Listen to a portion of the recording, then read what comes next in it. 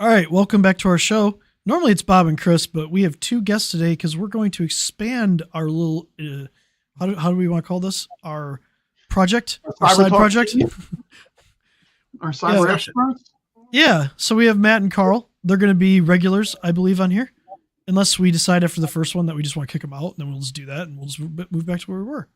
Well, so bring your A game, guys. Bring your A game. No one can actually see that. He looks all encrypted and hiding anyway.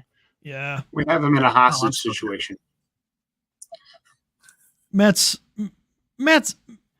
We didn't give Matt proper warning for this, so Matt is on a hotspot. So we just blame AT&T, T-Mobile, or Verizon, or whatever all the above cellular company he's using. So we're gonna have a new format. We're working on that, so everybody knows that. But what we want to talk about today is Okta. Now, a lot of people might not know what Okta is. Everybody here knows what Okta is. If you're a normal person, lay person, as Carl and I have talked about, why would that matter to you? And it's pretty simple. Okta is one of the largest identity management companies in the world. Let's just go through some of their customers, shall we? MGM, Caesars, not good examples to start off with breaches, but let's go with that. T-Mobile, hey, they're never breached. They don't have to pay out for all those social security numbers they lost ever. Yes, they did. Zoom, Grubhub, Sonos, HP, FedEx, all of these companies use AWS, Google, all these companies use Okta to protect their internal systems. And when Okta has a breach, that absolutely affects you and everybody because they are specifically leading to a supply chain attack on other companies that we deal with every single day. So that's our topic for today. So Chris, you mentioned it. You mentioned identity management system. Back to your layperson definition. All right. What is that? So exactly. Specifically for this, it could be multi-factor authentication and it could be single sign-on.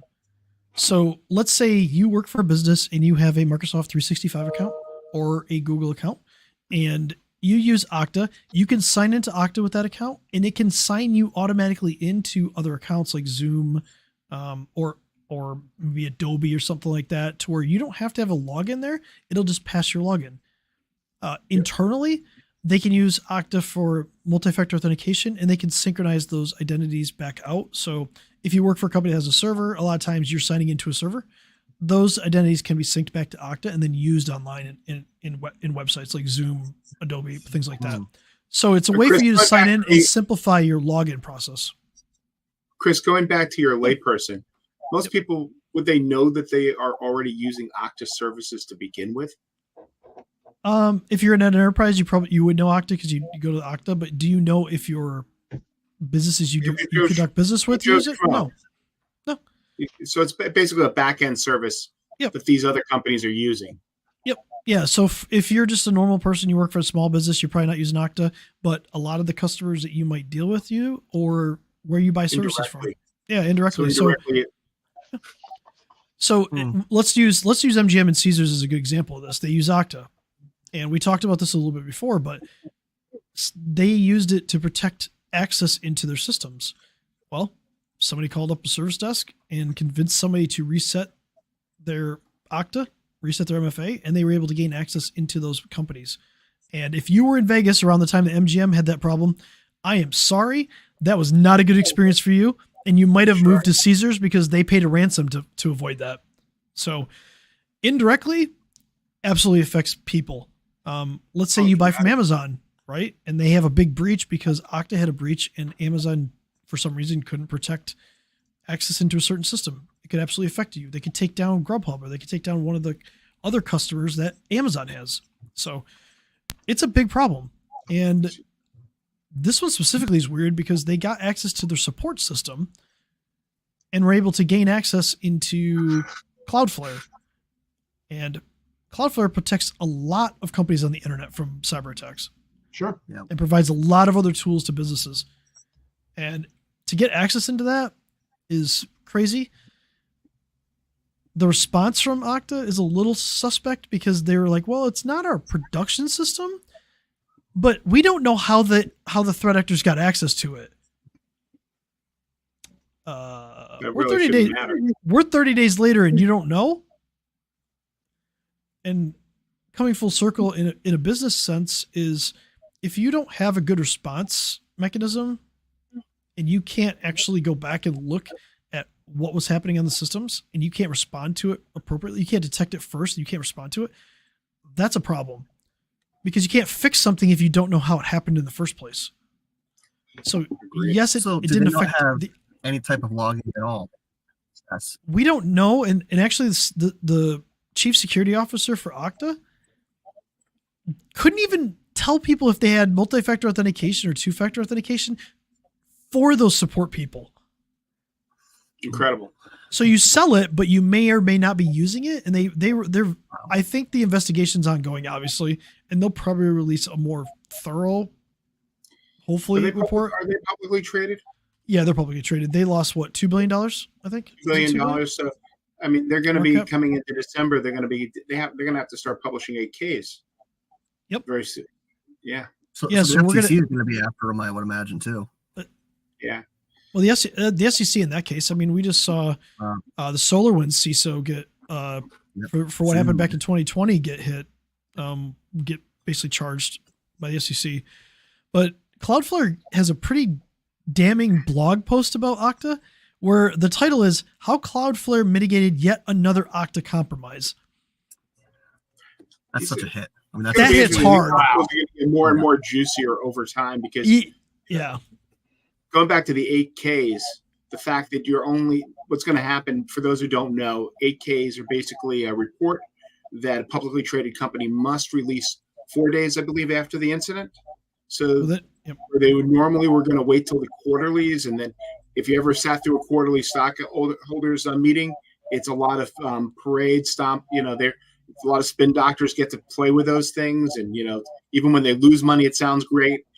When you have a 4-day window to publish what's happened, your current findings, you're going to start getting some of the stuff that's going to come out in the sunlight.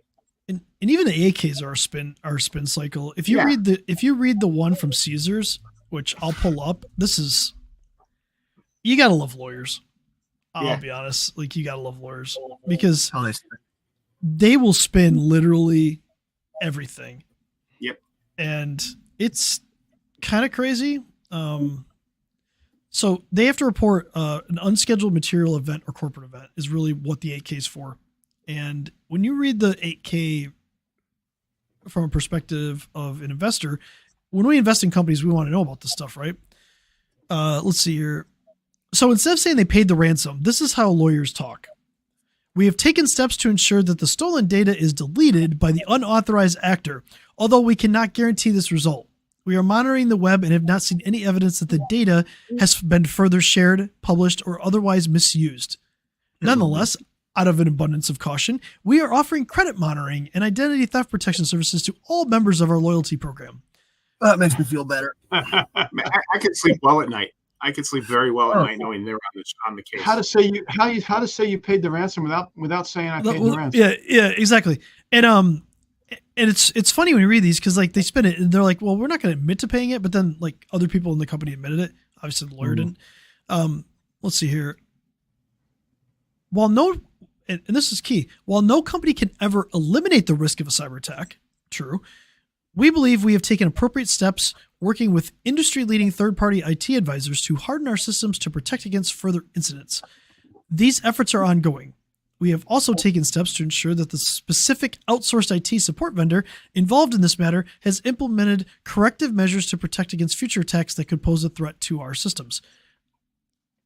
They took steps, but they also fully admit the risk is never zero. And I think that's the biggest takeaway from when you look at a business.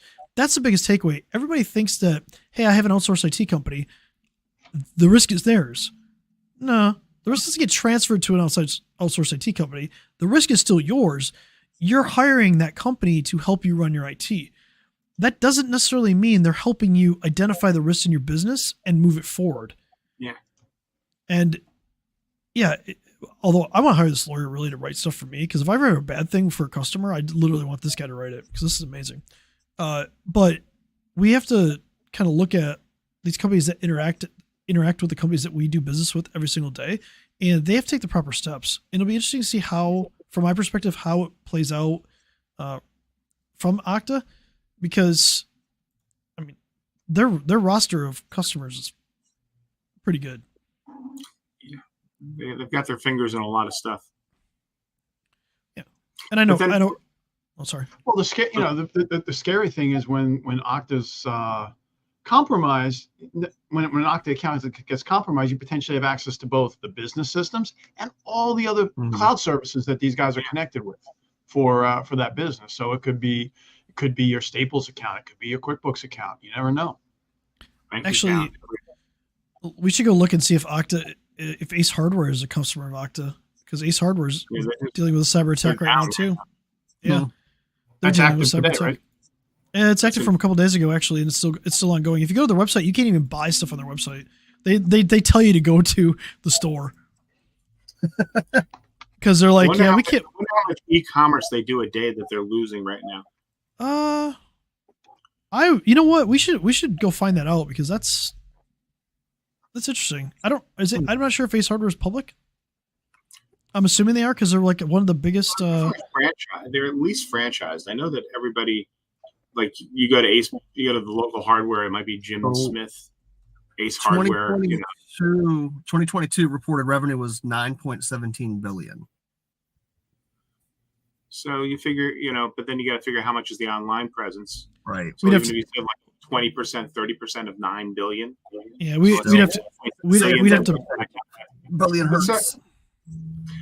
We could probably go pull their 10Ks and their 10Qs and look. A day, I would assume. Yeah. We could pull their 10Ks and their 10Qs and probably find out, but we'll have to dig into that, because that's gonna take that'll be a thing. But we could potentially get that. And the cyber attack for Ace Hardware, I think, started the 30th. So we're day 3, day 4. Let's see here. I'm trying to find. And then what they're looking at is the best case scenario is that they have to just redo all of their infrastructure. And I mean, it has to be something done with their back end, because like their website's up, but you can't buy anything. So it's got to be something done with the way. Probably through their database servers and stuff like that. Yeah. They're the sixth most trusted retailer in the U.S. according to Newsweek's Most Trusted Companies of America. Wow, that's. We'll see what happens next year. I wonder if they're using Citrix, because Citrix has a major something called Citrix Bleed right now. And a lot of those enterprises use Citrix, and you can just steal sessions and log in if you haven't patched the NetScaler gateways that face the internet. One thing I do like about Ace versus Home Depot or Lowe's is Ace will allow you to use Apple Pay at the checkout, where the other two will not, even though they've both had breaches. And I've had a credit card identity stolen right off of Lowe's. Dang. From the skimmer. So it's not fun. It's not fun. Where at least with the Apple Pay, it's much more secure that way. Yeah, a lot easier to use than PayPal at a store. Yeah, it's also it's a one headline sitting out there. What's that? Hardware store empire felled by cyber attack. Yep. Yeah. Yeah, we'll see. Wow. Well, the question is, what's going to be the long term? Of this, because we all know they'll probably get up and running within a week. But do they get client data? Are they going to do anything with it? What vendors do they work with that they might hurt? Well, luckily for them, I guess you consider them more of a distributor. So not as bad as Okta. I'm sure there's going to be some damages. But if you want to talk about an actual attack that really mattered more for supply, that's Clorox. When they got hit with it, and they turned their last quarter turned from what was supposed to be $150 million profit into I forgot what the loss was, but it was a loss, and they're still suffering. They basically had to cut their annual forecast because they lost production that bad. They can't even meet what they had already said, so they're going to take I haven't looked at their stock recently. They're going to take a beating because of that. Mm-hmm. So, Chris, maybe we're approaching 15 minutes now. Why don't we put Clorox on the schedule for next week, and we'll go through and unpack what happened with Clorox and Yeah. take it apart and go from there. Yeah, we can The tie other into thing that. we might want to put on the schedule too, Bob, is for businesses when they hear all these stories, what can they do to protect themselves? What are some of the steps that they can take? I talked to some business leaders. We did some tabletops the other day, and I said you probably don't want to be an ostrich situation where you just stick your head in the sand, because nothing good will come of that. Also, it will hurt, because if you've ever tried to shove your head in the sand, it's not as smooth as it seems. I've not tried to physically shove my head in the sand often, but as Carl would say, for us laymen, what's a tabletop? Or what's a tabletop? Yes. Oh boy. Basically, we ran through a couple of cyber threat simulations. So we simulated like a business email compromise where somebody got their email taken over and saw what was happening there, and ransomware. So it's like a ransomware test being of where they what encrypt everything. What would happen if this thing happens? What do you do? What's the possibility? Oh, it's a business level exercise. So you're doing it with like an executive team or a board, because all of these things, when we talk about cyber risk, it's an organizational problem. It's not an IT problem. And I think that's one of the things that we see a lot with like smaller businesses is they miss that. They think, oh, all my cyber risk is just in my IT. Well, no, if you can't conduct business, what are you going to do? Problem. Yeah. So these are all organizational level decisions that need to be made and talked about and shared at that level. And you can't be an ostrich. You can't put your head in the sand. You have to face it. And we've had people throw their hands up in the air, and it's like, and I'll just go out of business, right? That's the one common thing that we've all heard. And it's like, well, you have kids, you have a family, you have employees. Are you employees have families? Yeah, you're not going to just throw your hands up in the air. You fought for 20 years on this business or whatever arbitrary number it is, and like you're just going to one day, because of a mistake that somebody might make in your business or something like that, you're just going to throw your hands up in the air and quit. I don't believe that for a second. I don't think anybody as a business owner would. They wouldn't have built the business as well as they did if that was their backbone. Yeah, and we need to really talk about hope. Like, there's hope for all this. Like, we talk about these things because we want to highlight. I think the goal of this is to highlight what's going on out there and kind of try to bring the context for everybody that, look, this is going to happen, but how you're prepared matters more than how you clean it up. Yes, being prepared. Harder than a little bit of prep, or hopefully preventing or catching, or at least having a plan in place, I would imagine, for when it does happen. What's the first step? What's the next step? Exactly. We need to plan for that. But one of the last steps you always have in an IR plan is, after somebody's had a breach, is bringing that company, that entity, back to resilience. And I think that's kind of the purpose of what we're doing here, is going through these tabletop exercises and sharing these stories, so that companies can move to a more resilient platform. Well, and people get to learn. One of the things that we show bypassing multi-factor authentication in email, because everybody's told multi-factor authentication is bulletproof. Well, it is to a point, but if a user makes a decision, it might not be. No. So you have to understand that exists, and you have to understand what you can do to help protect against it. And if you can't stop it, how are we going to respond to it? How are we going to make sure that we contain that incident? So mitigate the damage. Yeah, and contain it and make sure that it doesn't take a business down because of that. And that's what we're here for. So drop a comment down below. Let us know if you want something specific. If you want us we'll talk about Clorox, I think, next week. We'll put that on the schedule, and we'll kind of break that down, because this has long-lasting repercussions for them. Another multi-billion-dollar business, so they're going to be around. But if we break down the financials of this, we actually look deeper into this. Think about it from inside your business. Can you survive? Could you survive having to change your annual forecast without detrimental aspects done to your business, right? Could you actually survive? Or would you have to lay off half your people? Which is a big decision. So, and on a lighter note, we do need a new name. We do need a new name for this group, considering it's not Cybertalk with just Bob and Chris anymore. Oh, man. So we're asking the internet for names. We can ask the internet for names. Why not? Put it down in the comments. This is not going to end well, but have fun. I can't wait. Okay. Have a good week, everyone. All right. Have a good week.